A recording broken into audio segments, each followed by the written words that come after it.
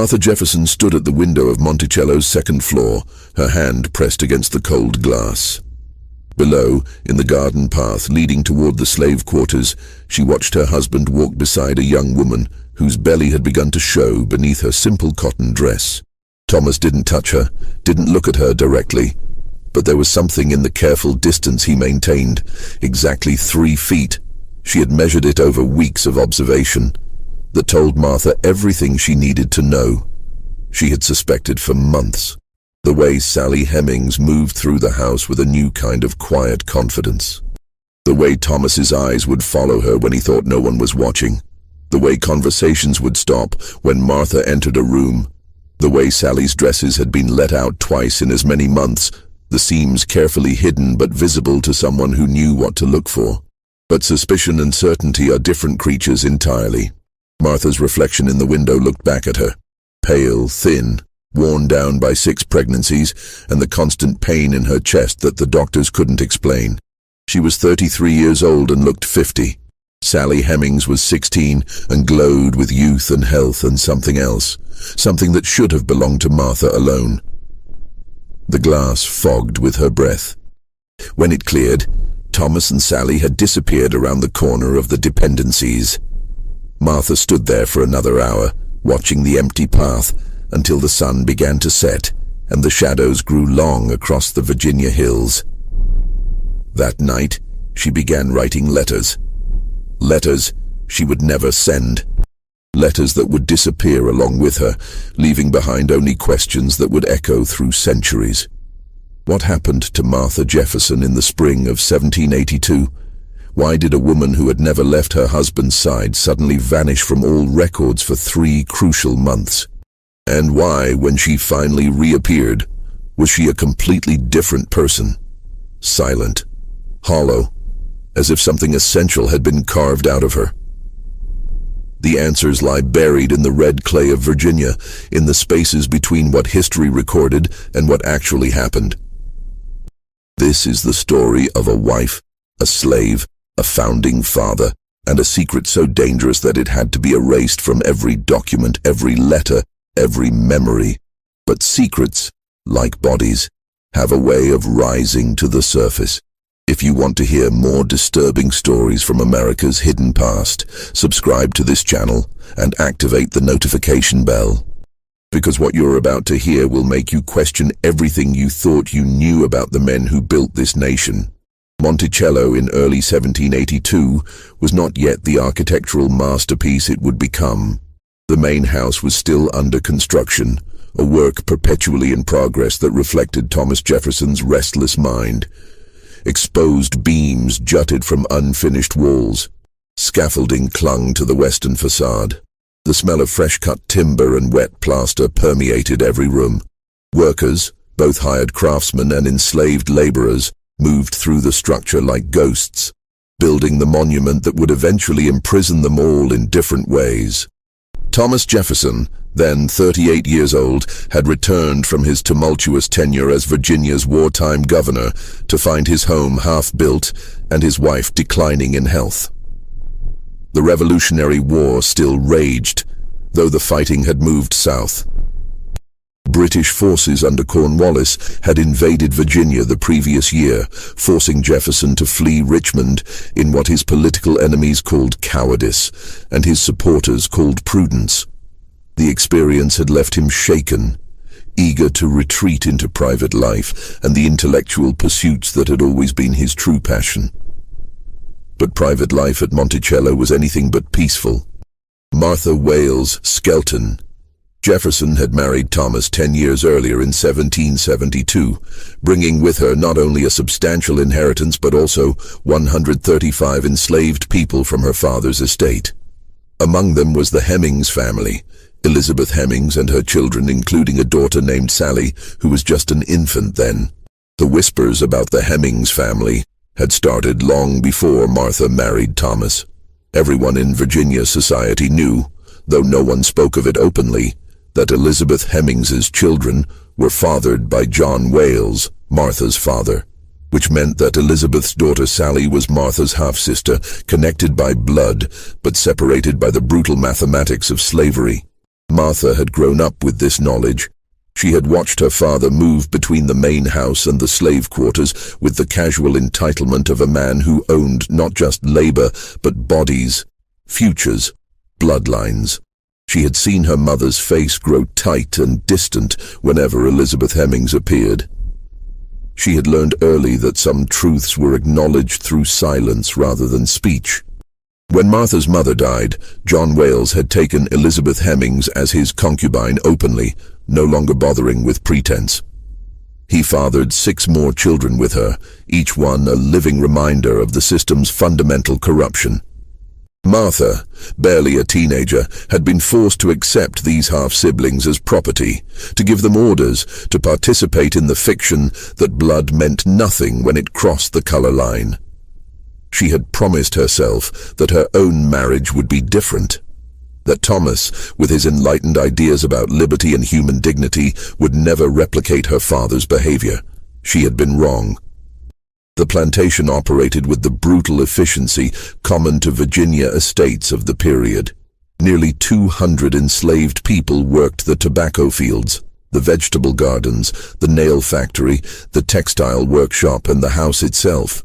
They built the walls that would imprison them. They cooked the food for tables they would never sit at. They raised children who would never be their own. They created wealth they would never benefit from, building an empire of ideas about freedom on a foundation of bondage. Thomas Jefferson kept meticulous records of everything: crop yields, weather patterns, construction progress. The births and deaths of enslaved people tracked with the same attention he gave to his garden vegetables. His journals from this period survive in various archives, thousands of pages of careful observations about soil composition and architectural theory and philosophical musings on liberty and the pursuit of happiness. But from March through May of 1782, there are only blank pages, 12 weeks of silence in a record that was otherwise obsessively complete.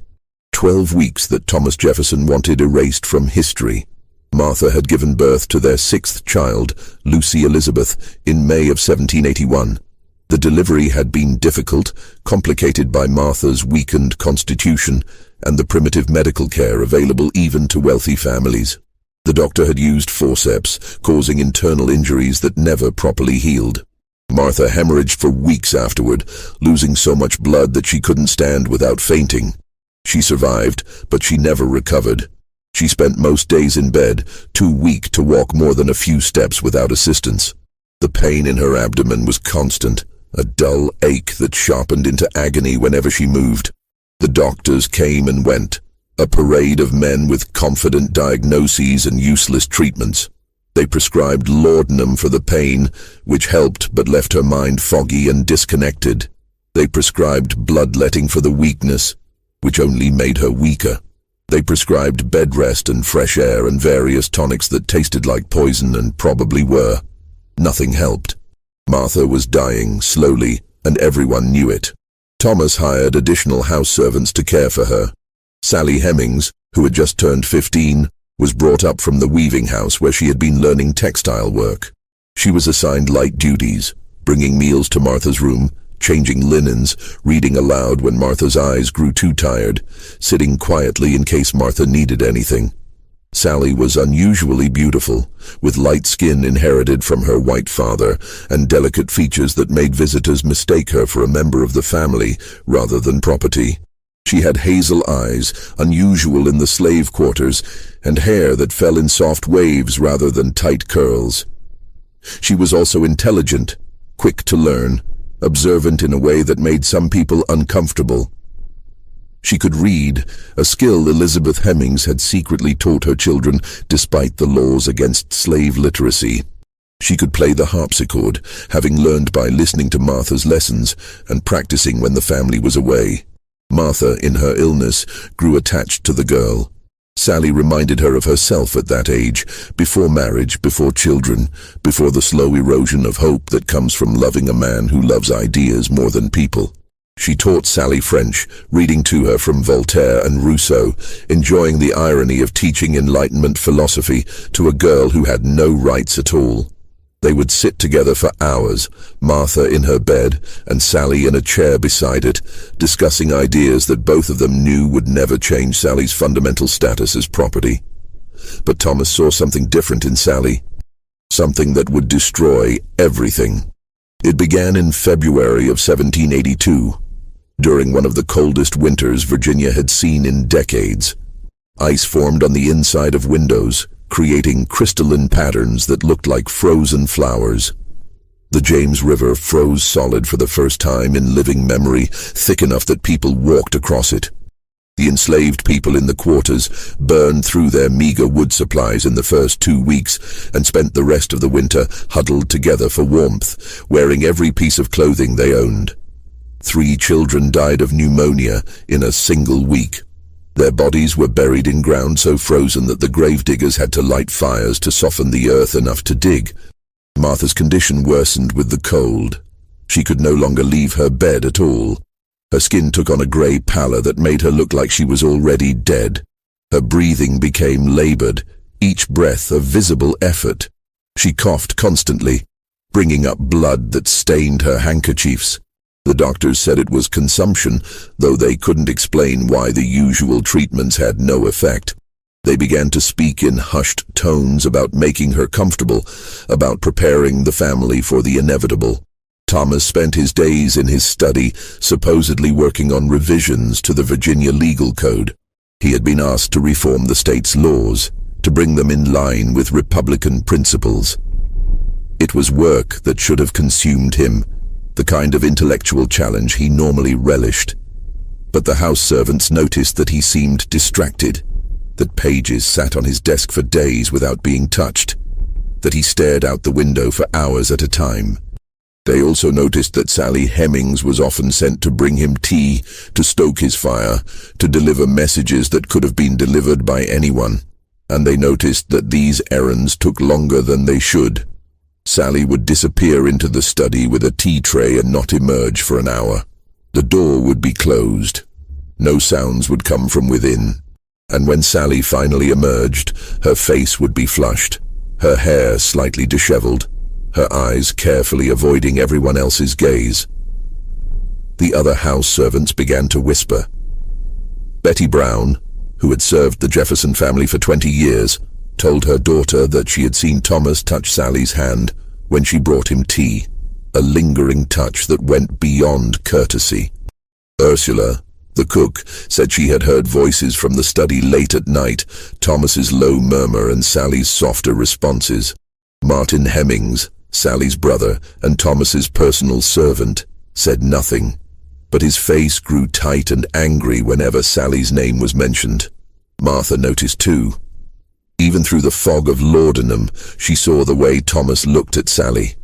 She heard the footsteps in the hallway late at night, the soft closing of doors, the whispered conversations that stopped when she called out. She noticed that Sally had new dresses, better fabric than the other house servants wore. She noticed that Sally was excused from the hardest work, that she was given privileges that created resentment among the other enslaved people. And she noticed, with a sick certainty that cut through the laudanum haze, that Sally's body was changing. The girl's breasts were fuller. Her face had a certain glow. Her dresses were being let out at the waist. Sally Hemings was pregnant. In early March, Martha summoned her sister Elizabeth Epps to Monticello. The message was urgent, carried by a rider through freezing rain. Elizabeth arrived 2 days later to find Martha in a state of agitation unusual for someone so ill. Martha was sitting up in bed, her eyes bright with fever or fury or both. She had refused her laudanum that morning, wanting her mind clear. Martha dismissed the servants and spoke to her sister in urgent whispers for over an hour. The door was closed, but Betty Brown, who was cleaning in the hallway, heard fragments of the conversation. She heard Martha say, "Pregnant, and my own house, and my father's daughter." She heard Elizabeth's shocked responses, her attempts to calm Martha, her suggestions that Martha might be mistaken. But Martha was not mistaken. She had evidence. She had been watching, documenting, keeping track of dates and times and observations in a small journal she kept hidden beneath her mattress. She had recorded every time Sally went to Thomas's study. Every time Thomas visited the slave quarters at night. Every time Sally's dresses were altered. She had calculated the dates and determined that Sally was approximately 3 months pregnant. And she had a plan. No record exists of what exactly Martha told her sister that day. But Elizabeth left Monticello that same afternoon, her face pale and drawn, and she never spoke of the visit to anyone. She rode away in the rain, and she did not look back at the house. 2 days later, Sally Hemings appeared at breakfast with a bruise on her cheek, dark purple spreading from her cheekbone to her jaw. When Betty Brown asked what happened, Sally said she had fallen on the ice. But there was no ice in the house, and Sally's eyes told a different story. They were red from crying, and they held a fear that went beyond physical pain. That night, Martha Jefferson left her bed for the first time in weeks. Several servants saw her walking through the house in her nightgown, carrying a candle, moving with surprising strength for someone supposedly dying. Her face was set in an expression of grim determination. She went to Thomas's study. The door closed. Voices were raised, Martha's high and sharp, cutting through the walls, Thomas's low and defensive, trying to calm her. The argument lasted over an hour. Servants gathered in the hallways, pretending to work while straining to hear. They caught fragments. Your own house. My father's child. Everyone will know. Destroy everything. Then silence. A long, terrible silence that was somehow worse than the shouting. When the door finally opened, Thomas emerged alone. His face was composed, carefully neutral, but his hands were shaking. He ordered all the servants to bed immediately. His voice was cold, brooking no argument. The servants scattered, but they watched from windows and doorways as Thomas locked himself in his study for the rest of the night. A single candle burned in the window until dawn. The next morning, Martha Jefferson was gone. Thomas gathered the household staff in the main hall at sunrise. His face was haggard, his eyes red from lack of sleep, but his voice was steady. He announced that Martha had been taken to a specialist doctor in Richmond during the night. Her condition had deteriorated suddenly, he explained, and she required treatment that could only be provided in the city. She would be gone for several weeks, possibly months. In the meantime, the household was to continue operating normally. No one was to discuss Martha's absence with visitors. Anyone who spread rumors would be severely punished. The servants listened in silence. They knew better than to ask questions, but they also knew the story made no sense. First, Martha was far too ill to travel. The journey to Richmond was over 70 miles on rough roads, a trip that would take 3 days minimum in good weather. In March, with the roads muddy from rain and snow, it could take a week. The constant jostling of the carriage, the exposure to cold and damp, the lack of proper rest, any of these things could easily kill someone in Martha's condition. No doctor would recommend such a journey. No husband who cared about his wife's survival would allow it. Second, if Martha had truly been taken to Richmond, there would have been preparation. Trunks packed with her belongings, arrangements made for her care, messages sent ahead to secure lodging and alert the doctor. But none of this had happened. Martha's room looked exactly as it had the night before, her clothes still in the wardrobe, her personal items still on the dressing table. If she had left for an extended stay in Richmond, she had taken nothing with her. Third, Thomas made no attempt to visit her. For a man supposedly devoted to his dying wife, he showed remarkable indifference to her treatment. He remained at Monticello, overseeing construction, managing the plantation, and spending an unusual amount of time in the slave quarters. He sent no letters to Richmond asking about Martha's condition. He received no updates from the supposed doctor. He acted like a man who knew exactly where his wife was and had no concerns about her well-being. The enslaved community at Monticello had their own theories about what happened. These theories were passed down through generations, whispered in the quarters late at night, never written down, but never forgotten. They were shared in the careful code that enslaved people developed for discussing dangerous truths. Oblique references, meaningful silences, stories that seemed to be about other people but were really about the masters. They said Martha had discovered the truth about Thomas and Sally. They said she had confronted him with evidence that could destroy his reputation. A man who wrote about liberty while forcing himself on an enslaved girl who was his wife's half-sister. They said Thomas had been forced to choose between his reputation and his wife, and they said he had chosen his reputation. But where was Martha? If she hadn't gone to Richmond, where had she been taken? And why did Thomas go to such lengths to conceal her location? The answer lay in a place that no longer appears on any map, a place that was deliberately erased from history, along with Martha herself. Approximately 30 miles west of Monticello, deep in the mountains that formed the spine of Virginia, there was a small settlement called Shadwell Mills. It had been founded by Peter Jefferson, Thomas's father, in the 1740s as a commercial venture. The settlement consisted of a grist mill powered by a fast-moving creek, a few outbuildings for storage and equipment, and a stone house set back from the road on a small rise. The house was substantial, built to last, with thick walls of local fieldstone and a slate roof that could withstand the harsh mountain winters. It had been intended as a residence for the mill manager, but the mill had never been profitable. The settlement was too remote, too difficult to reach, too far from the main trade routes. By 1760, the mill had been abandoned. The outbuildings fell into disrepair. The stone house stood empty, slowly being reclaimed by the forest. Thomas inherited the property when his father died, but he rarely visited it. The house was isolated, surrounded by dense forest, accessible only by a narrow path that was often impassable in winter and spring. There were no neighbors within 5 miles. The nearest town was a 2-day ride away. It was the kind of place where a person could disappear completely, where screams would be swallowed by the forest, where no one would ever know what happened behind those thick stone walls. In March of 1782, smoke was seen rising from the stone house's chimney for the first time in years.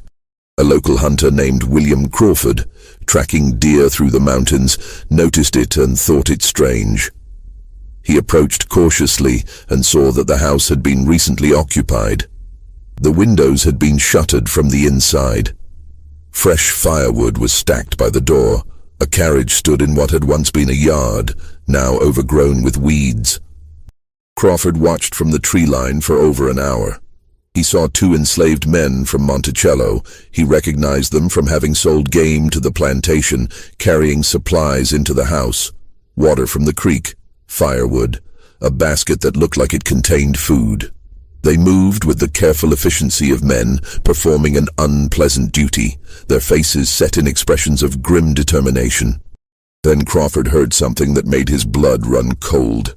A woman's voice, high and desperate, screaming from inside the house. The words were indistinct, but the anguish was unmistakable. The scream went on, rising in pitch until it cut off abruptly, as if someone had covered the woman's mouth. The 2 enslaved men stopped what they were doing. They looked at each other, their faces carefully blank. Then they finished unloading the supplies and left, driving the carriage back down the narrow path toward Monticello. Crawford waited until they were gone, then approached the house. He tried to look through the shuttered windows, but they were sealed tight. He tried the door, but it was locked from the outside, a heavy padlock that would require a key to open. He called out, asking if anyone needed help, but received no response. He rode into the nearest town and mentioned what he had seen to a friend at the tavern. The friend, a man named Robert Hughes who had business dealings with Jefferson, told Crawford that he must have been mistaken. There was no one at Shadwell Mills. The property had been abandoned for years. Perhaps Crawford had seen squatters, or perhaps the isolation of the mountains had played tricks on his mind. But Crawford knew what he had seen, and he knew what he had heard. A woman was being held in that stone house against her will, and everyone seemed determined to pretend it wasn't happening. Within a week, rumors were spreading through Albemarle County. People whispered that Thomas Jefferson was keeping his wife prisoner in the mountains. They said Martha had gone mad and had to be restrained for her own safety. They said she had tried to kill herself and was being prevented from trying again. They said she had discovered something about Thomas that he couldn't allow her to reveal. Thomas moved quickly to suppress the rumors. He visited Robert Hughes personally and suggested that spreading false stories about a governor's family could be considered sedition, a serious crime in wartime Virginia. He reminded Hughes that he had the power to make life very difficult for people who worked against him. Hughes understood the message and stopped talking about Shadwell Mills. Thomas also visited the tavern where Crawford had first mentioned the stone house. He spoke to the owner, a man named Samuel Porter, and made it clear that he would appreciate Porter's discretion. He didn't threaten directly. Thomas Jefferson was too sophisticated for crude threats. But he mentioned that he was reviewing the tavern licenses in the county and that some establishments might not meet the new standards he was considering. Porter got the message. When Crawford came back to the tavern and tried to talk about what he had seen, Porter told him to keep quiet. He said that some things were better left alone, that powerful men had long memories, that a hunter who wanted to keep hunting on Jefferson's land should learn when to keep his mouth shut. Crawford was offered a generous payment, £50, more money than he could make in a year, to leave Virginia and start fresh in Kentucky. The money came from Thomas Jefferson's personal account, though the transaction was handled through an intermediary, so there would be no direct connection. Crawford accepted. He left Virginia in April of 1782 and was never heard from again. Whether he actually made it to Kentucky, or whether he met with an accident along the way, no one knows. The two enslaved men who had been stationed at Shadwell Mills, Jupiter Evans and George Granger, were sold to a plantation in Georgia within a month of Martha's disappearance. The sale was unusual because both men were skilled workers, valuable to the plantation, and had families at Monticello. Selling them meant breaking up families, separating husbands from wives and fathers from children, which Thomas Jefferson publicly claimed to avoid whenever possible. But Jupiter and George knew what had happened in that stone house. They had seen Martha Jefferson in her captivity. They had heard her screams and her pleas. They had been forced to participate in her imprisonment, bringing her food and water and firewood, maintaining the fiction that she was being cared for when she was really being broken. They were sent 1,000 miles away, to a place where no one would believe their stories, even if they dared to tell them. They were separated from everyone they knew, isolated in a new and hostile environment, their knowledge buried with them. Jupiter died in 1790, killed in an accident at the Georgia plantation. George lived until 1808, but he never spoke about his time at Shadwell Mills. The knowledge died with him, or so Thomas Jefferson believed. But one person knew the truth. One person had been there, at Shadwell Mills, during those first terrible weeks. One person had seen Martha in her captivity, had heard her accusations and her threats, had witnessed the systematic destruction of a woman's mind and spirit. Sally Hemings knew, and Sally Hemings was pregnant with Thomas Jefferson's child. By April, Sally's condition could no longer be hidden. Her belly swelled beneath her dresses, visible to anyone who looked. The other enslaved women in the house began to whisper among themselves, their voices carrying a mixture of sympathy and resentment. Some felt sorry for Sally. She was just a child herself, barely 16, and everyone knew she had no choice in what happened to her. The master wanted her, and an enslaved woman had no right to refuse. It was rape by definition, though no one used that word. They called it taking advantage, or having his way, or simply what masters do. Others were resentful. They saw in Sally's pregnancy a kind of favor, a closeness to the master that might bring privileges. Sally had already been given better quarters, excused from field work, provided with nicer clothing. Now she would have the master's child, and that child might be treated differently than other enslaved children.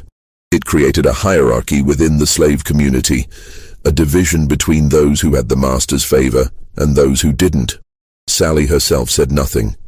She moved through the house like a ghost, performing her duties with mechanical efficiency, her face carefully blank. She didn't complain about her condition. She didn't ask for special treatment. She didn't confide in anyone about what had happened between her and Thomas Jefferson. She simply endured, as enslaved women had endured for generations, carrying a burden she had never chosen and could never escape. Thomas said nothing publicly about Sally's condition, but he made arrangements. Sally was moved from the main house to a small cabin near the stables, away from the other servants. The cabin was better than most slave quarters. It had a wooden floor instead of dirt, a proper fireplace instead of a fire pit, a real bed instead of a straw pallet. Sally was given better food, warmer blankets, and excused from all heavy work. A midwife was assigned to check on her regularly, ensuring that the pregnancy progressed normally. These small kindnesses were noted by everyone and understood by no one. Why was Thomas Jefferson taking such care of an enslaved girl's pregnancy? He had never shown such concern for the dozens of other enslaved women at Monticello who had given birth over the years. Their pregnancies were recorded in his farm book with the same attention he gave to the breeding of livestock, a note about the date, the sex of the child, whether mother and baby survived. But Sally was different. Sally was receiving the kind of care usually reserved for family members. The whispers grew louder. People began to speculate openly about the baby's paternity. Some said it was Thomas Jefferson's child, pointing to the special treatment as evidence. Others said that was impossible, that a man of Jefferson's stature would never stoop to such behavior, that Sally must have been involved with one of the enslaved men and Jefferson was simply being charitable. But the enslaved community knew the truth. They had seen Thomas visiting Sally's cabin at night. They had seen the way he looked at her, the way he touched her hand when he thought no one was watching. They had heard Sally crying in her cabin after his visits, soft sobs that she tried to muffle so no one would hear. They knew exactly what was happening, and they knew there was nothing they could do about it. In late April, a letter arrived at Monticello from Elizabeth Epes, Martha's sister. The letter was formal and cold, very different from Elizabeth's usual warm correspondence. She was demanding to see her sister. She had written to the supposed doctor in Richmond and received no reply. She had sent messages to several other doctors in the city, asking if they were treating Martha Jefferson, and all had responded that they had no such patient. She was threatening to come to Monticello herself and search for Martha, to involve other family members, to make inquiries with the Virginia government about Martha's whereabouts. Thomas wrote back immediately. His letter, which survives in the Epes family archives, is a masterpiece of misdirection and subtle threat. He assured Elizabeth that Martha was receiving excellent care, that her condition was improving slowly, that she would return home as soon as she was strong enough to travel. He begged Elizabeth to be patient, to trust him, to understand that Martha needed complete rest and isolation to recover. Any disruption, any visitors, any stress could set back her recovery or even kill her. He also mentioned almost casually that he had recently revised his will. He had made generous provisions for Elizabeth and her children, ensuring that they would be financially secure even if something happened to him. He hoped she would find the arrangement satisfactory. He enclosed a copy of the relevant sections, showing exactly how much money Elizabeth stood to inherit. The implication was clear. Silence could be bought. Elizabeth's cooperation would be rewarded. Her interference would cost her dearly. Elizabeth did not come to Monticello, but she also did not stop asking questions. She wrote to friends in Richmond, to doctors, to anyone who might have information about Martha's whereabouts. She was careful, diplomatic, never directly accusing Thomas of anything improper. But her persistence was dangerous. She was creating a record of her concerns, a paper trail that could be used against Thomas if Martha never returned or returned in a condition that raised questions. Thomas needed Martha to reappear, but the woman locked in the stone house at Shadwell Mills was no longer capable of playing the role of Virginia's First Lady. The servants who had been sent to care for Martha in her isolation, a rotation of enslaved women who were brought to Shadwell Mills for a few days at a time and then returned to Monticello, brought back disturbing reports. They whispered to each other in the quarters late at night, sharing what they had seen in voices barely above a whisper. Martha had stopped eating. She would take a few bites of food and then push the plate away, saying it was poisoned. She had lost so much weight that her bones showed through her skin. Her hair, which had once been thick and lustrous, was falling out in clumps. She had torn out patches of it herself, leaving bald spots on her scalp. She spent hours staring at the stone walls, not speaking, not responding to questions. Sometimes she would suddenly start talking, rapid streams of words that made no sense, fragments of prayers and accusations and pleas for mercy all jumbled together. She talked about Sally, about the baby, about betrayal and revenge. She talked about her father, about the Hemmings family, about the fundamental corruption of the system they all lived in, and she had scratched words into the stone walls with her fingernails. The women who saw these scratches were horrified. Some were Bible verses about adultery and punishment. Some were accusations against Thomas, calling him a hypocrite and a liar. Some were threats, promises of revenge that Martha would never be able to carry out. And some were simply pleas. Let me out. Please let me out. I'll be good. I'll be quiet. Just let me out. Her fingernails were broken and bloody from scratching at the stone. The women tried to bandage her hands, but Martha would tear off the bandages and start scratching again. It was as if she was trying to claw her way through the walls, to escape through sheer force of will.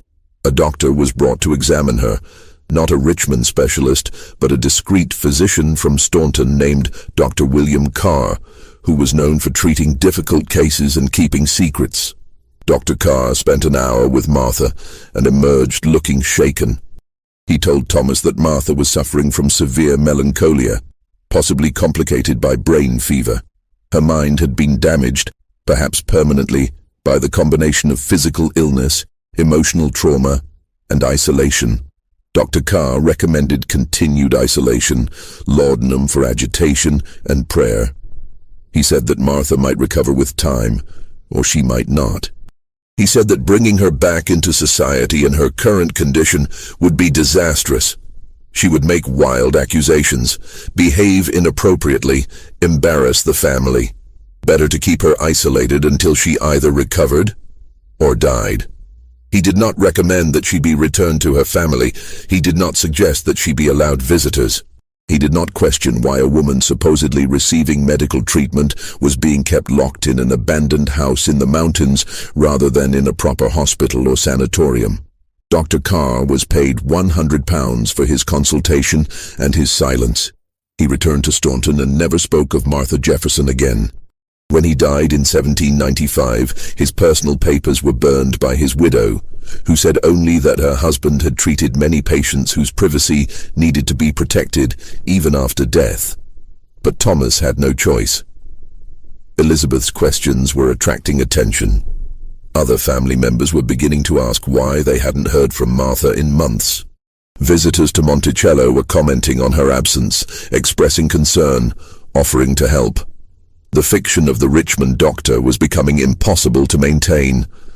Someone would eventually go to Richmond and search for Martha themselves, and when they found no trace of her, the questions would become accusations. In mid-May, Thomas made a decision. Martha would return to Monticello.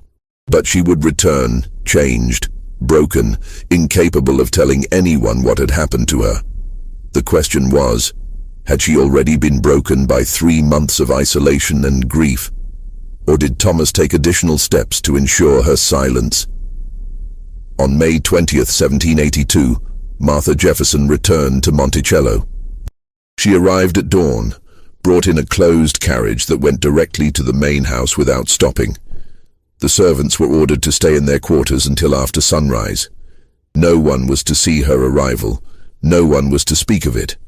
But enslaved people have ways of seeing things they're not supposed to see. They have to, for survival. Their lives depend on knowing what the masters are doing, on anticipating moods and movements, on being invisible while remaining aware of everything. A young girl named Betsy, who worked in the kitchen, was up early starting the fires for breakfast. She had to be. The bread needed to be baked, the porridge needed to be cooked, the coffee needed to be ready when the family woke. She was carrying wood from the shed to the kitchen when she saw the carriage arrive. She stopped in the shadows, making herself small and still, and watched. Thomas climbed out of the carriage first. He looked exhausted, his clothes rumpled, his face haggard. He had been gone for 2 days, supposedly on business in Charlottesville, but everyone knew he had really gone to Shadwell Mills to bring Martha home.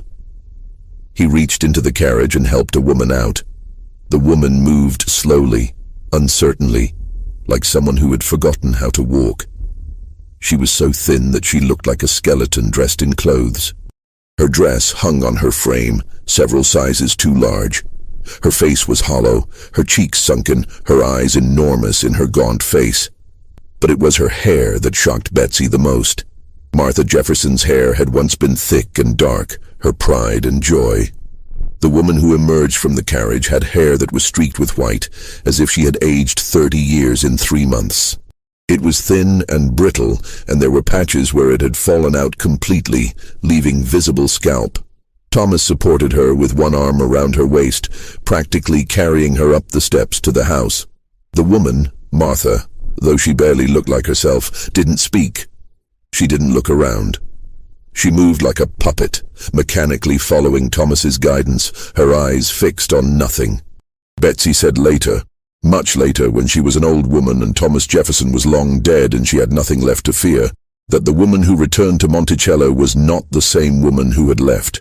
She said it was like Martha's soul had been taken out and something else put in its place. Something hollow and broken that wore Martha's face but wasn't really her anymore. Martha was installed in her bedroom on the 2nd floor, the same room she had occupied before her disappearance. But now, the room had been modified. The windows had been fitted with locks on the outside. The door had a new lock as well, one that could only be opened with a key that Thomas kept on his person at all times. The furniture had been reduced to essentials: a bed, a chair, a small table. Nothing that could be used as a weapon. Nothing that could be broken into sharp pieces. A nurse was hired to care for Martha. Her name was Mrs. Abigail Randolph, a stern woman from Charlottesville who had experience with difficult patients. She had worked in a private asylum in Philadelphia before returning to Virginia, and she brought with her the methods used in such institutions: restraints for violent patients, sedatives for agitation, isolation for those who couldn't be controlled. Mrs. Randolph moved into a small room adjacent to Martha's, connected by a door that was kept locked from the nurse's side. She was given complete authority over Martha's care. She decided when Martha ate, when she slept, when she was allowed out of bed. She administered laudanum several times a day, keeping Martha in a constant state of sedation. She kept detailed records of Martha's condition, noting every episode of agitation, every refusal to eat, every inappropriate statement. These records survive in the Randolph family papers. They make for disturbing reading. Mrs. Randolph described Martha as violently agitated, prone to fits of weeping, making wild accusations against her husband, and requiring constant supervision to prevent self-harm. She noted that Martha frequently refused food, claiming it was poisoned. She recorded that Martha had to be restrained on several occasions when she tried to leave her room or harm herself. But the records also reveal something else. They show that Martha had moments of lucidity, times when the laudanum wore off and her mind cleared. During these moments she would tell Mrs. Randolph what had happened to her. She would describe her time at Shadwell Mills, the isolation, the fear, the systematic breaking of her will. She would talk about Sally Hemings and the baby, about Thomas's betrayal, about her determination to expose the truth. Mrs. Randolph recorded these statements in her notes, but she also noted that Martha was delusional and not to be believed. She characterized Martha's accusations as the ravings of a diseased mind rather than the testimony of a woman who had been imprisoned and abused. Whether Mrs. Randolph actually believed Martha was delusional or whether she was simply protecting her employer is impossible to know. The household was told that Martha's condition had worsened during her treatment in Richmond, that she needed complete quiet and rest, that only Thomas and Mrs. Randolph were to enter her room. The servants were forbidden from speaking to Martha or even acknowledging her presence. If they heard her crying or calling out, they were to ignore it and continue with their work. For the next 3 months, Martha Jefferson was a ghost in her own home. Servants would hear her crying at night, long wailing sobs that echoed through the hallways and made them pull their blankets over their heads to block out the sound. They would hear her calling out names, her children's names, her sister's name, and sometimes, in a voice filled with venom, Sally's name. Sally! Sally Hemings, I know you can hear me. I know what you did. I know what he did. Everyone will know. I'll make sure everyone knows. Thomas spent every evening in Martha's room. The servants could hear him through the door, reading to her in low, soothing tones, trying to calm her agitation. He read from the Bible, from philosophy texts, from poetry. He spoke to her about their children, about their life together, about his love for her. He tried to reach whatever was left of the woman he had married. But they could also hear Martha's responses, accusations, curses, desperate questions that Thomas never answered adequately. Why did you send me away? Why did you lock me in that place? What did you do to me there? What did you give me? Why won't you let me see my children? What have you told them about me? Is the baby born yet? Is it a boy or a girl? Does it look like you? Everyone will know. I'll tell everyone. You can't keep me locked up forever. Thomas's responses were always the same. He told her she was ill, that she needed rest, that she was confused and saying things she didn't mean. He told her that she would feel better soon, that she would recover, that everything would be all right. He told her that he loved her, that he had always loved her, that he had only done what was necessary to protect her and the family. But Martha didn't believe him, and she never stopped trying to escape. Martha's children had not been allowed to see her since before her disappearance. Patsy, who was 9 years old, and Polly, who was 3, were told their mother was too ill to see them. They were sent to stay with relatives, Patsy with her Aunt Elizabeth Epps, Polly with another family member. They would not see Martha again until it was too late. Patsy wrote letters to her mother, childish notes expressing love and hope for her recovery. These letters were given to Thomas, who promised to read them to Martha. Whether he actually did is unknown. The letters survive in the Jefferson family papers, but there are no responses from Martha. No messages of love for her daughters. No reassurances that she would see them soon. Just silence. In July, Sally Hemings went into labor. The birth was difficult, lasting nearly 2 days. Sally was attended by Grace, the plantation midwife, an elderly enslaved woman who had delivered dozens of babies at Monticello over the years. Grace had delivered Martha's children. She had delivered Sally's mother's children. She had seen generations of enslaved families born into bondage, and she had learned to keep her thoughts to herself about what she witnessed. But what she saw during Sally's delivery shocked even her. The baby was born healthy and strong, a boy with light skin and delicate features.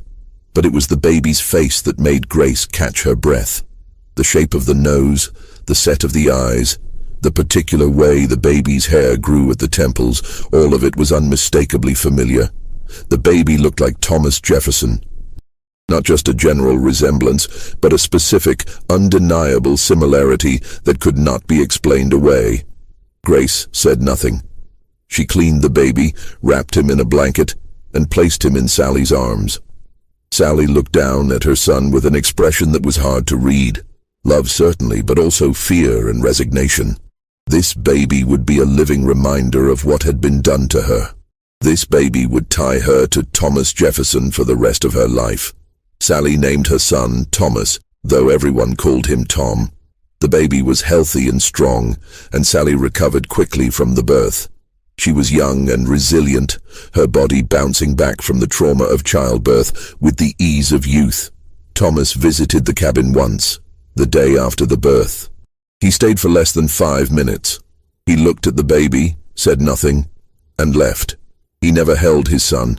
He never acknowledged him publicly, but he made arrangements. Sally and her baby were moved to a better cabin, one with 2 rooms instead of 1, with a proper fireplace and wooden floors and real windows with glass instead of shutters.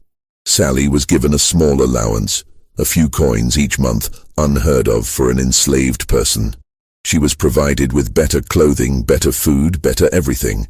And it was quietly understood, though never officially stated, that Sally's children would never be sold, would never be separated from her, would be treated differently than other enslaved children at Monticello. These were not kindnesses, they were payments. Compensation for silence, a transaction between a man with absolute power and a woman with none, because Sally knew what had happened to Martha. Sally had been there, at Shadwell Mills, during those first terrible weeks of Martha's imprisonment. She had been forced to serve Martha, to bring her food and water, to clean up after her, to listen to her ravings and her pleas. And Sally had heard things that no one else had heard. Confessions, threats, plans for revenge that Martha whispered in her lucid moments. Plans that terrified Sally, because she knew Martha was capable of carrying them out, even in her broken state. Martha knew about the pregnancy. Martha knew the baby was Thomas's. And Martha had promised Sally that she would make them both pay, that she would find a way to expose the truth, that she would destroy Thomas's reputation even if it cost her own life. Sally was terrified. She had no power to protect herself or her baby. She was completely dependent on Thomas's goodwill, and she knew that goodwill could evaporate at any moment. She had seen what Thomas did to Martha when Martha became inconvenient. What would he do to Sally if she became a threat? So Sally stayed quiet. She accepted the better cabin and the small allowance and the promises about her children. She played the role of the grateful slave, the willing mistress, the woman who had no complaints about her situation. She buried her fear and her anger and her knowledge deep inside, where no one could see it. But she never forgot, and she never forgave. On September 6, 1782, Martha Jefferson died. The official cause of death was listed as complications from childbirth. The delivery of Lucy Elizabeth 15 months earlier had weakened her beyond recovery, and she had finally succumbed to the long decline. But the timing was suspicious. Martha had survived for months in her deteriorated condition, clinging to life with a tenacity that surprised everyone. Why did she die precisely when she did, just as her sister Elizabeth was planning another visit to Monticello? Just as questions about her condition were becoming harder to deflect, just as the fiction of her illness was becoming impossible to maintain. The servants who prepared Martha's body for burial noticed things that disturbed them. They whispered about these things among themselves, but never to anyone outside the slave community. They knew better than to voice suspicions about a master's behavior. Betty Brown, who had served Martha for years, was one of the women who washed and dressed the body. She noticed bruises on Martha's arms, dark purple marks that looked like fingerprints, as if someone had held her down with considerable force. She noticed a strange smell on Martha's breath, bitter and chemical, not the usual smell of laudanum. And she noticed Martha's face, frozen in an expression that was not peaceful repose but something closer to terror, her eyes wide and her mouth open as if she had died in the middle of a scream. Grace, the midwife, was called to examine the body. She had experience with death, having attended many deathbeds over her long life. She looked at Martha's body with the practiced eye of someone who knew what to look for. Then she pulled Thomas aside and spoke to him in a low voice that no one else could hear. What she told him was never recorded, but Thomas's reaction was noted by several people. He went pale, stumbled, and had to sit down. His hands were shaking. He looked like a man who had just received terrible news or been confronted with a terrible truth. He dismissed Grace immediately, sending her back to the quarters with instructions not to speak of what she had seen. He ordered that Martha be buried within 24 hours before the body could deteriorate further in the September heat. This was unusual. Wealthy families typically held the body for several days, allowing time for relatives to arrive and pay their respects. There would be a viewing, a funeral service, a proper mourning period. But Thomas insisted on immediate burial, citing the heat and Martha's condition and the need to spare the family additional grief. The funeral was small and rushed. A few family members, a few close friends, a minister who read from the Bible in a perfunctory manner. The coffin was closed. Thomas said that Martha's appearance would be too distressing for the family to see. No one was allowed to view the body one last time. Elizabeth Epps arrived just as the coffin was being lowered into the ground. She had ridden hard from her home, having received word of Martha's death only the day before. She was furious that she hadn't been notified earlier, that she hadn't been given time to say goodbye, that her sister was being buried with such unseemly haste. She demanded to see Martha's body one last time. She wanted to see her sister's face, to say a proper goodbye, to confirm that Martha was really dead and not just being hidden away again. Thomas refused. He said the coffin had been sealed, that Martha's body was not in a condition to be viewed, that it would be too traumatic for Elizabeth to see. He said that Elizabeth needed to trust him, that he had Martha's best interests at heart, that everything had been done properly. They argued beside the grave, their voices rising, the other mourners watching in uncomfortable silence. Elizabeth accused Thomas of hiding something. Thomas accused Elizabeth of being hysterical with grief. The argument grew heated, ugly, threatening to become a public scandal. Finally, Thomas played his final card. He reminded Elizabeth of the provisions in his will. He reminded her that her children's futures depended on his generosity, that he had made arrangements to ensure their financial security, that these arrangements could be changed if Elizabeth proved to be difficult. He reminded her that spreading rumors about Martha's death would destroy not only his reputation, but her own family's prospects, that society would not look kindly on a woman who accused her brother-in-law of impropriety without proof. The threat was clear. Silence could be bought, cooperation would be rewarded, interference would be punished. Elizabeth stepped back from the grave. She watched her sister being buried in silence, her face a mask of grief and rage and helplessness. She watched the earth being shoveled onto the coffin, burying Martha forever, burying the truth along with her. And then she left Monticello and never returned. She cut off all contact with Thomas Jefferson. She refused to visit. She refused to correspond. She refused to allow her children to have any relationship with their uncle. For the rest of her life, she maintained a cold, distant silence that spoke volumes about what she believed had happened to her sister. But before she left, she did one thing that would echo through history. She took Martha's diary. Martha had kept a journal for years, recording her thoughts, her fears, her observations about life at Monticello. It was a small leather-bound book that she kept hidden beneath a loose floorboard in her bedroom. She had written in it almost every day, documenting her life in careful detail, the births of her children, the deaths of loved ones, her struggles with illness, her observations about Thomas and his work and his character. And in the final months, she had written about Sally Hemings, about the pregnancy, about her confrontation with Thomas, about what had happened to her at Shadwell Mills. Thomas had searched for the diary after Martha's death, intending to destroy it. He had gone through Martha's room methodically, looking in every drawer, every trunk, every possible hiding place. But he couldn't find it. The diary had disappeared. Elizabeth had been faster. While Thomas was occupied with funeral arrangements, while everyone was distracted by grief and logistics, Elizabeth had gone to Martha's room. She knew about the loose floorboard. Martha had shown it to her years ago, when they were girls sharing secrets. She had retrieved the diary and hidden it in her own belongings, and she had taken it with her when she left Monticello. The diary was never published. Elizabeth kept it hidden for the rest of her life, locked in a trunk in her attic.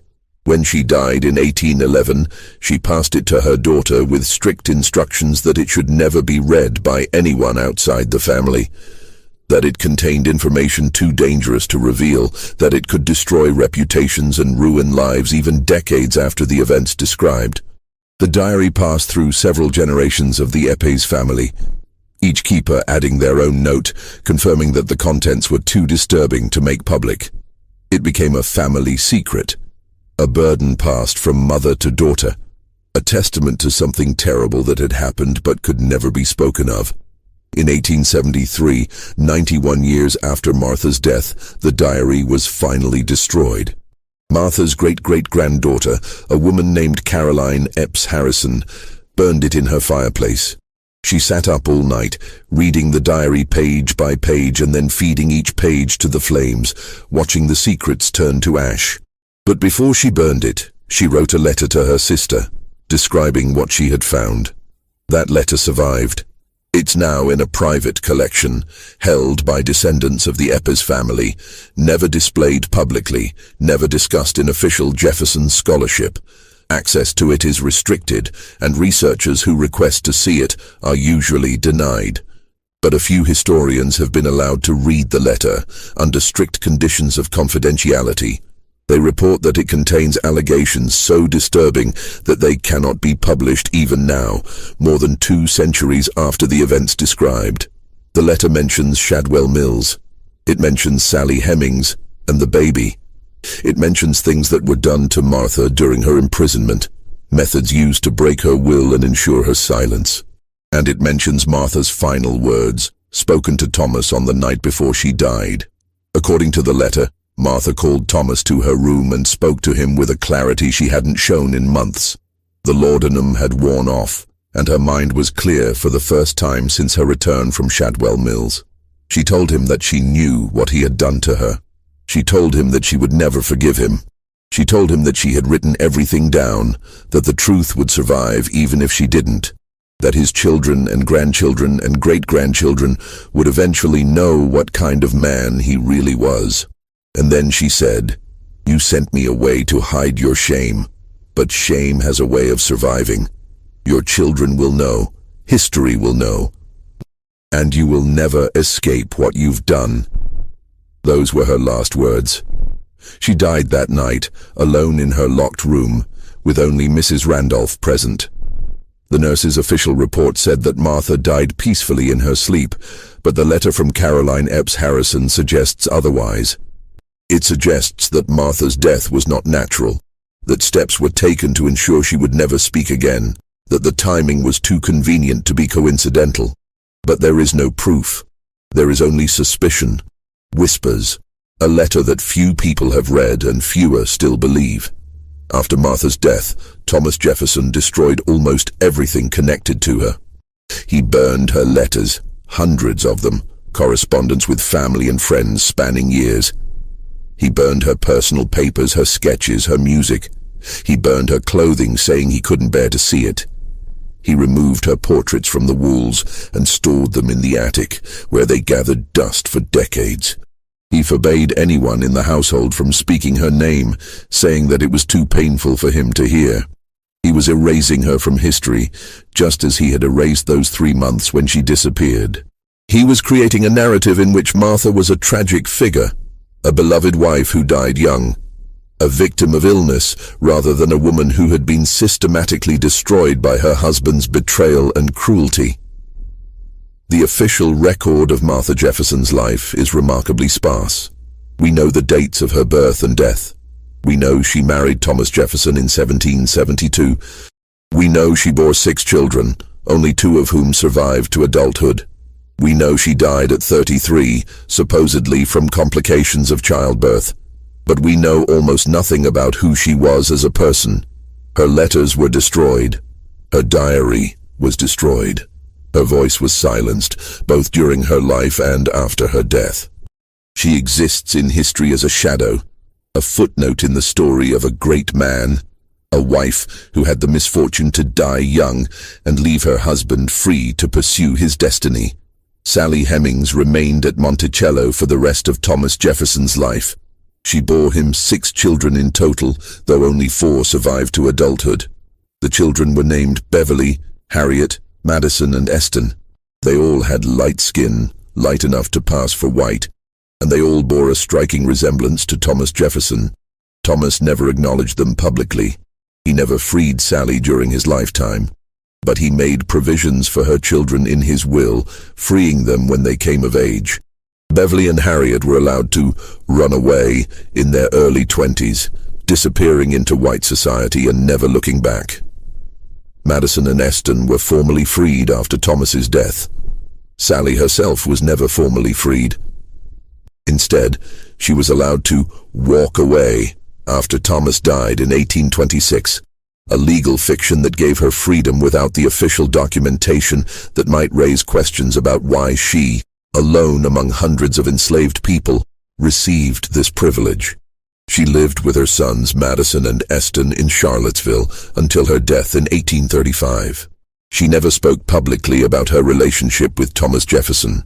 She never gave interviews, never wrote a memoir, never confirmed or denied the rumors that had followed her for decades. She maintained a dignified silence that protected her children and preserved what little privacy she had. But she told her children stories. She told them about their father, about life at Monticello, about the complicated reality of being enslaved by the man who fathered your children. She told them about Martha Jefferson, about what had happened in 1782, about the terrible price Martha paid for discovering the truth. And her children told their children, and those stories survived even when the official history tried to bury them. The Hemings descendants maintained for generations that they were descended from Thomas Jefferson, that Sally Hemings had been his concubine, that the relationship had begun when Sally was just a teenager and had continued for decades. For 200 years, these claims were dismissed by historians and Jefferson scholars. They said the stories were impossible, that a man of Jefferson's stature would never engage in such behavior, that the Hemings family was lying or mistaken or trying to claim a connection to greatness that they didn't deserve. But in 1998, DNA testing proved what the Hemings family had been saying all along. Thomas Jefferson had fathered at least one of Sally Hemings's children, and probably all of them. The genetic evidence was undeniable. The official history had been wrong.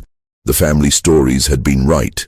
The stone house at Shadwell Mills burned down in 1790, 8 years after Martha's death. The fire was ruled accidental, a lightning strike during a summer storm according to the official report. The house was completely destroyed, the stone walls cracked by the heat, the roof collapsed, everything inside reduced to ash. But the timing was suspicious. The fire occurred just days after a former Monticello servant was seen in the area asking questions about the property's history. The servant, a man named Peter Fawcett, who had been sold away from Monticello years earlier, had returned to Virginia and was trying to piece together what had happened to Martha Jefferson. He had heard stories in the slave community, fragments of truth that had been passed down through whispers and coded conversations. He went to Shadwell Mills to see the place for himself, to look for evidence of what had happened there. He was seen by local residents, asking about the stone house, trying to find people who remembered 1782. 3 days later, the house burned, and Peter Fawcett disappeared. His body was never found. His family never heard from him again. Whether he died in the fire, or whether he met with an accident shortly after, or whether he was killed to silence him, no one knows. The fire destroyed whatever evidence might have remained at Shadwell Mills. The scratches on the walls that Martha had made with her fingernails, the locks on the doors and windows, any physical trace of the 3 months Martha spent imprisoned there. All of it was reduced to ash and rubble. The property was abandoned after the fire. The ruins of the stone house were left to be reclaimed by the forest. Within a generation, few people remembered that Shadwell Mills had ever existed. It disappeared from maps, from records, from memory. Another piece of evidence erased, another chapter of the story buried. Thomas Jefferson went on to become the 3rd President of the United States, serving from 1801 to 1809. He wrote eloquently about liberty and equality while owning over 600 human beings during his lifetime. He spoke of the evils of slavery while fathering children with an enslaved woman who had no legal right to refuse him. He championed education and enlightenment while systematically destroying evidence of his own crimes. He lived to be 83 years old, dying on July 4, 1826, exactly 50 years after the signing of the Declaration of Independence. His death was celebrated as the passing of a founding father, a philosopher-president, one of the great men who shaped America's ideals. He was mourned across the nation. Eulogies praised his intellect, his vision, his contributions to American democracy. No one mentioned Martha. No one mentioned Sally. No one mentioned the 3 months in 1782 when a woman disappeared and returned broken. No one mentioned the stone house in the mountains where terrible things happened. No one mentioned the diary that was hidden and eventually burned. No one mentioned the truth that had been so carefully buried. Thomas Jefferson took his secrets to the grave, and for 200 years, those secrets stayed buried. But secrets don't die as easily as people. They linger in the spaces between official records. They survive in family stories and whispered rumors and letters that are read once and then hidden away. They persist in the DNA that connects descendants across centuries. They emerge in the gaps and silences of the historical record, in the questions that historians can't answer, in the documents that were destroyed and the voices that were silenced. Martha Jefferson vanished for 3 months in 1782. The official record says she was receiving medical treatment in Richmond, but the official record is a lie, carefully constructed by a man who understood that history is written by those with the power to control the narrative. The truth is darker and more human. Martha discovered her husband's relationship with an enslaved girl who was her own half-sister. She confronted him with evidence of Sally's pregnancy, and Thomas, faced with a choice between his wife and his reputation, chose to remove Martha from society until she could be broken into silence. What happened in that stone house during those 3 months? What methods were used to transform a strong-willed woman into the hollow ghost who returned to Monticello? Did Thomas visit her there? Did he explain, justify, apologize, or did he simply leave her in isolation until her mind shattered under the weight of betrayal and imprisonment? We will never know for certain. The people who could have told us are long dead, and the records that might have revealed the truth were systematically destroyed. The stone house burned. The diary burned. The witnesses were sold away or silenced or disappeared. Every piece of evidence was carefully eliminated. Every voice that might have spoken the truth was suppressed. But we know this. Martha Jefferson died at 33. Her health destroyed, her spirit broken, her story erased. Sally Hemings lived to be 62, bearing the children of the man who had imprisoned her mistress, carrying secrets that she would never fully reveal. And Thomas Jefferson lived to be 83, celebrated as a founding father, his reputation intact, his crimes forgotten. History remembers him as the author of the Declaration of Independence, the champion of liberty, the philosopher-president who shaped America's ideals.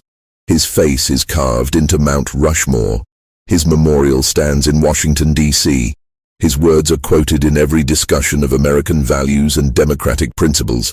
History has forgotten Martha Jefferson almost entirely. She exists in the record as a footnote, a wife who died young, a tragedy that humanized the great man. Most people don't even know her name. Most biographies of Thomas Jefferson devote only a few pages to her, focusing on her death rather than her life, treating her as a plot point in his story rather than a person with her own story to tell. But Martha was not a footnote. She was a woman who discovered a terrible truth and paid for that discovery with her freedom, her sanity, and ultimately, her life. She was a woman who tried to fight back against a system that gave her husband absolute power over her body, her children, and her fate. She was a woman who refused to stay silent, who wrote down the truth even knowing it might never be read, who promised that history would eventually know what had been done to her. She was a woman who vanished, not into death, but into something worse, into deliberate erasure, into the blank pages of her husband's journal, into the silence that powerful men impose when the truth becomes inconvenient. The baby Sally bore in July of 1782, the boy named Thomas, died in infancy. The official record says he died of whooping cough, a common childhood disease. But the timing is notable. The child died in late September, just weeks after Martha returned to Monticello, during the period when Martha was heard screaming threats and accusations through the night. Did Martha find a way to strike back at Sally, to punish the girl who had replaced her in her husband's affections? Did she use what little power she had left to harm the baby, to take revenge on the living symbol of her husband's betrayal? Or did Thomas remove the evidence of his crime, sacrificing his own child to protect his reputation, to eliminate the most visible proof of his relationship with Sally? We don't know. We can never know. The people who could tell us chose silence, chose survival, chose to bury the truth so deep that it would take centuries to unearth even fragments of it. But the questions remain. They echo through the halls of Monticello, through the pages of history books that tell only part of the story, through the DNA evidence that finally, in 1998, confirmed what Sally Hemings' descendants had been saying for 200 years. Thomas Jefferson fathered children with an enslaved woman. He used his power to control her, to silence her, to ensure that she could never tell the full truth about their relationship. He used that same power to control his wife, to imprison her, to break her when she threatened to expose him. And before Sally, there was Martha. Martha who knew. Martha who confronted him. Martha who disappeared for 3 months and returned as a broken shell of herself. Martha who died under suspicious circumstances just when her continued existence was becoming inconvenient. Martha who was erased from history as thoroughly as if she had never existed. The red clay of Virginia holds many secrets. The foundations of Monticello were built by enslaved hands, and those hands buried truths that were never meant to surface. The house stands today as a monument to Thomas Jefferson's genius, a UNESCO World Heritage Site visited by hundreds of thousands of people each year. Tour guides speak of Jefferson's architectural innovations, his intellectual achievements, his contributions to American democracy. They mention Sally Hemings now briefly, acknowledging the relationship that was denied for so long. They talk about the complexity of Jefferson's legacy, the contradiction between his words about freedom and his actions as a slaveholder. They present it as a historical puzzle, a philosophical dilemma, an interesting footnote to a great man's story. But they don't talk about Martha. They don't talk about the 3 months she disappeared. They don't talk about the stone house in the mountains where she was held prisoner. They don't talk about the diary that was hidden and burned. They don't talk about the suspicious circumstances of her death. They don't talk about the systematic erasure of her story from the historical record. Because Martha's story is not a footnote. It's not a puzzle or a dilemma or an interesting historical detail. It's a crime. It's the story of a woman who was imprisoned, tortured, and possibly murdered by her husband because she threatened to expose his secrets. It's the story of power used to silence truth, of history rewritten to protect the guilty, of a woman's voice stolen and her story erased. But erasure is never complete. There are always traces, always fragments, always whispers that survive. The blank pages in Jefferson's journal, the letters that were destroyed but whose existence was recorded, the family stories passed down through generations, the DNA evidence that proved the official history wrong, the letter describing Martha's diary, hidden in a private collection, read by only a few people, but confirming that the truth was written down, even if it was later destroyed. Martha Jefferson vanished in the spring of 1782. She returned 3 months later as a broken shell of herself. She died 6 months after that, her secrets dying with her, or so Thomas Jefferson believed.